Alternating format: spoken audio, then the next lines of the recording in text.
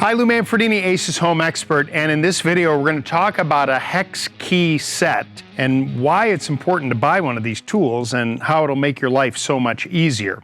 Now, what I have in front of me are a set here where we've got metric, SAE, which is standard, and then this is star. The idea is that, most of the time when you buy furniture, or a piece of furniture like this, it will come and you'll have to assemble it, and they'll give you a tool, one little wrench that is not very high quality, and you end up, breaking it, or it doesn't work as well when you get to the end of the project. If you invest in tools like this, you'll have them and have the ability to do all kinds of things when it comes to assembly, disassembly, repair, because more and more manufacturers are using hex keys and star key fasteners, and you need these specialty tools. So for something like this, if you were assembling it, you would use the hex key that's appropriately sized.